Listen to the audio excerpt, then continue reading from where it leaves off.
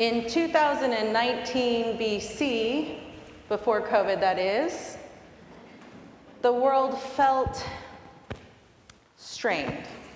It felt like there was a lot of anxiety in the world.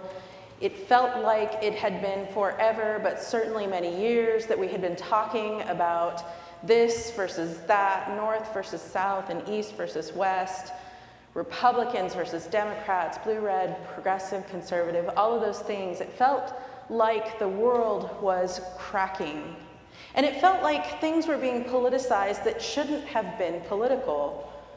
Things that it feels like we should all be able to agree on, like kids in cages is not okay, and that we should be caring for refugees, that we should be caring for people who don't have homes. Those kinds of things feel easy, feel obvious, and yet here we were arguing in the gutters, struggling against one another. And then came COVID, and COVID felt like the opportunity, as awful as that is, for us all to bind together. Here we had a collective enemy, a non-human enemy, right? This is not political, it's a virus. And surely we can all link arms and fight against a virus. But you and I know that's not how anxiety works, right? So here we have this opportunity to link together, and instead we get deeper entrenched and we fight harder. And at the same time, we all go into our homes. So in this time when things feel separate, then we are also physically separating. And so we go into our homes for safety because it's the law. Literally just about 2 years ago today, we suddenly step into our homes, we recede, we put on masks, we literally separate at a time when we are already separate. And I know in the last several years, I have thought to myself, there were other times when we fought like this, when we were this separate. I think we can be really romantic about the times in past, right? It's super romantic to think about the 60s, right? The fashion, hot, right? And it's super easy to not remember that. Even in the 60s, there was a lot of change, a lot of strife, that people were really stressed and society felt like it was being pushed to the edges, right?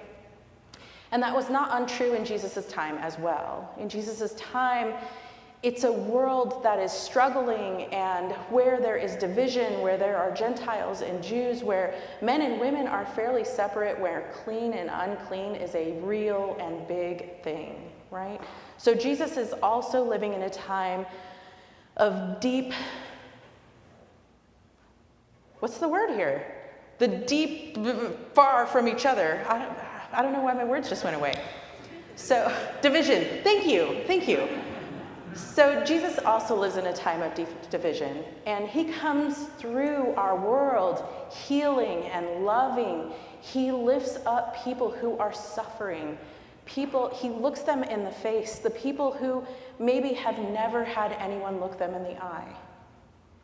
Jesus makes people feel whole. And the people around him get it. He's amazing, and people are following him. And when he comes into Jerusalem the very last time, they put out a red carpet for him, an ancient world red carpet, where they lay down palm fronds, and he walks in to Jerusalem on this ancient red carpet. But it is that day that we also execute him. So we want change. We want things to be better. We want improvement. We see the value in love and healing and caring, but we only have so much ability and movement for change. And so we remember each year Palm Sunday with our palms, which we will do in the 30-some days or so, right? And last night, we burned them to make ashes for today, because it's important for us to remember that even as easily as we celebrate people, that it is sometimes in the next breath that we turn on them. So today is a day for us to remember the lament, the sadness, the heartache, the difficulty of that moment.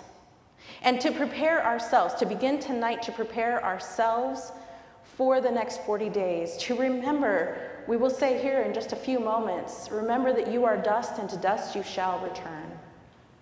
To remember that we are literally made of carbon and water and calcium, and that my elements are the same as yours, that we are all of one being, and that we all come from the same Creator, and we were all made of love.